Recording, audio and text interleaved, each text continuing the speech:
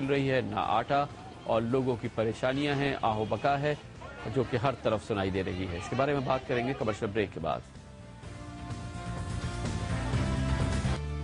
Welcome back. رمضان کے مہینے میں مہنگائی نے عام لوگوں کی, غریبوں کی کمر توڑ دی ہے.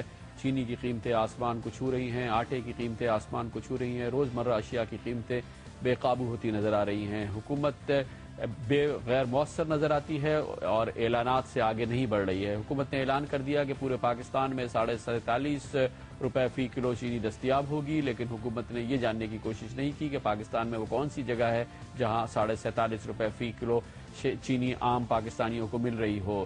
سندھ اور پنجاب میں حکومت نے اعلان کر دیا کہ آٹا 10 روپے کلو مل جائے گا, لیکن کسی جگہ پر حکومت نے یہ کوشش نہیں کی کہ دیکھا جائے کہ کس طرح سے پاکستان کے عوام کو, سندھ اور پنجاب کے عوام کو 10 روپے کلو آٹا مل رہا ہے. صوبہ سرحد اور بلوچستان میں تو یہ اعلانات ہی نہیں ہوئے, گو کہ صوبہ سرحد اور بلوچستان پر بھی اطلاق ہوتا ہے کہ چینی 47.5 روپے فی کلو ملے, لیکن پورے صوبے بلوچستان میں, صوبہ سرحد میں کہیں چینی 47.5 روپے فی کلو دستیاب نہیں ہے. اسی طرح سے آٹا صوبہ سرحد میں اب بھی سرکاری قیمت 27.5 روپے فی کلو ہے, لیکن صوبہ سرحد میں بھی آٹا 30 روپے سے زائد فی کلو مل رہا ہے, اور بلوچستان کا بھی یہی حال ہے. جہاں پر حکومت کوشش کر رہی ہے یا اس نے کوشش کی کہ آٹا اور چینی جو سرکاری نرخ ہیں عوام کو فراہم کیا جائے, وہاں پر جو صورتحال دیکھنے میں آئی ہے وہ ایک آہو بکا کی صورتحال ہے. لوگ بے پناہ پریشان اور ان کنٹرولڈ پرائسز پر آٹا اور چینی کے لیے کوششیں کرتے نظر آ رہے ہیں. کہیں پولیس ان پہ ڈنڈے برسا رہی ہے تو کہیں پر بھگدڑ مچ رہی ہے, کہیں چھینا جھپٹی ہے, کہیں لوگ چیخ پکار کر رہے ہیں, کہیں عورتیں پریشان نظر آتی ہیں, کہیں بچے بے کس اور پریشان نظر آ رہے ہیں. اور کسی جگہ پر بھی جہاں پر حکومت نے کہا ہو کہ آٹا 10 روپے کلو ملے گا, سندھ میں یا پنجاب میں آٹا 10 روپے کلو ملتا نظر نہیں آتا. اگر ملتا ہے تو وہاں لاٹھی چارج ہو رہا ہوتا ہے, لوگ ایک دوسرے سے گتھم گتھا نظر آتے ہیں.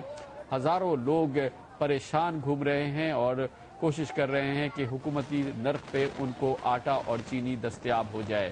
اتنی بدترین صورتحال شاید ہی اس سے پہلے دیکھنے میں آئی. چینی کی جو قیمتیں ہیں وہ سوچے سمجھے منصوبے کے تحت ریکارڈ توڑ سطح تک پہنچائی گئی ہیں, اور حکومت اس میں ان کلپرٹس کو اور ان لوگوں کو, اس مضبوط شوگر لابی کو بے نقاب کرنے میں ناکام ہوئی ہے جس نے چینی کی قیمتوں کو ایک منصوبے کے تحت ایک ریکارڈ توڑ سطح تک پہنچایا ہے. اس کی بنیادی وجہ یہ ہے کہ چینی مل مالکان پاکستان کی سیاست کے اہم ترین خاندان ہیں.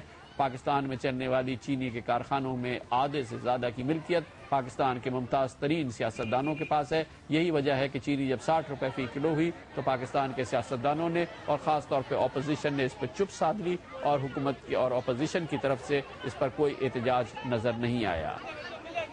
گو کہ عام لوگ اور غریب لوگ پریشان ہیں مہنگائی کی وجہ سے, لیکن پاکستانی معیشت کے کچھ عنصر مثبت رخ بھی اختیار کر رہے ہیں اور اس میں مثبت خبریں آ رہی ہیں.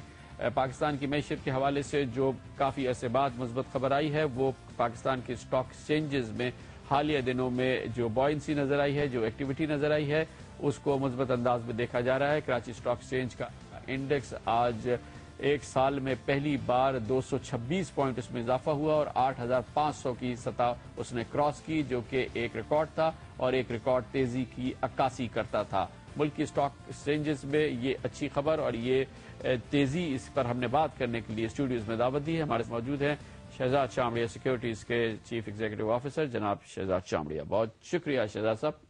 یہ کافی عرصے بعد ہم اس طرح کی بات کر رہے ہیں کہ ملک کی اسٹاک مارکیٹس کے اندر کچھ تیزی نظر آ رہی ہے, کچھ بہتری نظر آ رہی ہے. یہ ایک وقتی فنامنا ہے یا یہ کوئی ٹھوس پیش رفت ہوئی ہے؟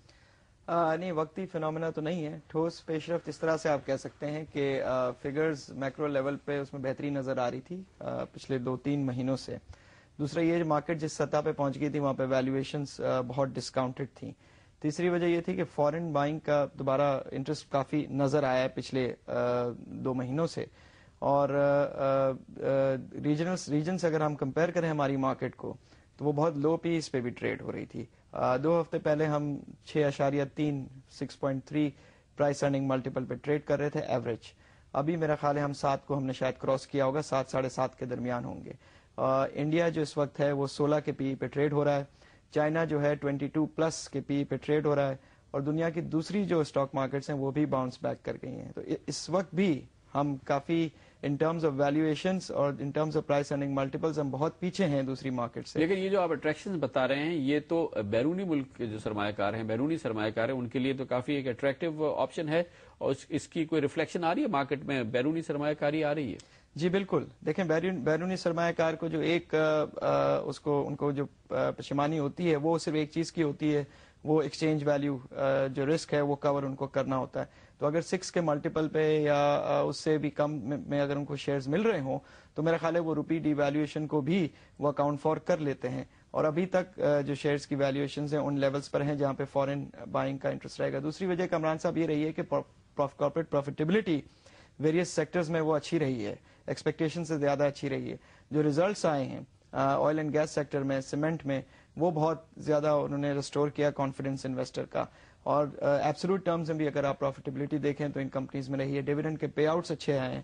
سیکٹر وائز آپ اگر انالیسس کریں تو آئل اینڈ گیس سیکٹر میں ڈسکوریز کی خبریں بھی آئیں، اس کے اندر آئل پرائسز دوبارہ باؤنس بیک کر گئے انٹرنیشنلی، تو ان کی پروفیٹیبلٹی ظاہر ہے وہ بہت بڑھ گئی، وہ بہت ڈسکاؤنٹڈ تھے وہ شیئرز. سیمنٹ میں ایکسپورٹس کے حوالے سے خبریں اچھی رہیں، لوکل ڈیمانڈ میں بھی اسٹیبلٹی نظر آتی ہے. آپ یہ کہہ رہے ہیں کہ مجموعی طور پہ جو ہمارا کارپوریٹ سیکٹر ہے یا جو ہمارا پبلک سیکٹر بھی جو کاروبار کر رہا ہے اس کی کارکردگی دیکھی جائے تو وہ مستحکم ہے اور بہتر ہو رہی ہے؟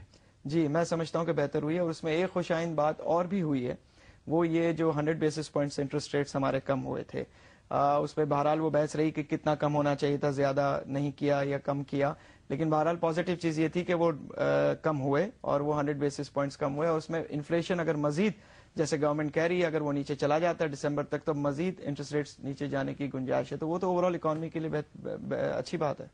آپ جو اس وقت جو کیفیت دیکھ رہے ہیں اس میں یہ ساری کیش مارکیٹ ہے، جو آپ کی لیوریج پروڈکٹس ہوتی تھیں یا جو اویلیبلٹی ہوتی تھی وہ ایک عجیب سی کیفیت ہے، اور یہ اس میں جمود سا نظر آ رہا ہے. آخر اس کی کیا وجہ ہے اور یہ جمود کیسے ٹوٹے گا، اور خود کیوں جو اسٹاک ایکسچینج ہے اس کا بورڈ ہے اس پہ کوئی متحرک کیوں نظر نہیں آتا؟ یہ کامران صاحب بہت ہی انفارچونیٹ سچویشن ہے. مجھے بہت افسوس ہے اس بات پہ کہ یہ اس وقت ہم صرف کیش مارکیٹ ہو کر رہ گئے، اور ہم میرا خیال ہے کہ ہم دنیا کی اسٹاک ایکسچینجز کو دیکھیں تو ہم ایٹ پار ہوا کرتے تھے. اور اس حوالے سے بھی دیکھیں جو پروڈکٹس ہمارے پاس ہیں، لیوریج پروڈکٹ جو سی ایف ایس تھا، بہرحال ایک پروڈکٹ تھا لیوریج کا. ڈیریویٹیوز جب تک فلرش نہیں کرتے وہ ایک پروڈکٹ ہمارے پاس تھا.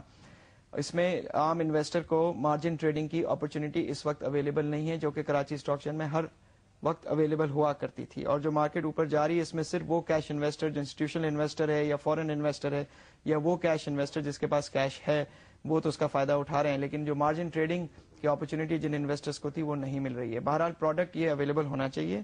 جب تک آپ کے پاس متبادل پروڈکٹس ڈیریویٹیوز کے نہیں آ جاتے جب تک سی ایف ایس کو میں سمجھتا ہوں بحال ہونا چاہیے کسی نہ کسی صورت میں، اور مارجن ٹریڈنگ کی اپرچونٹی اویلیبل بالکل ہونی چاہیے. اور اگر بورڈ اب تک ناکام رہا یہ کرنے میں تو میں سمجھتا ہوں کہ ان کو ہنگامی صورتحال کے حساب سے ان کو کام کرنا چاہیے اور فوری طور پہ اس کو انٹروڈیوس کرانا چاہیے.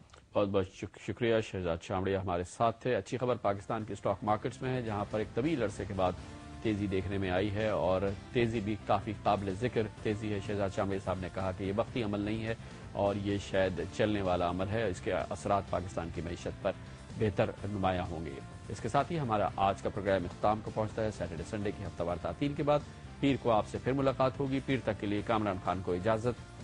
اللہ حافظ ناصر.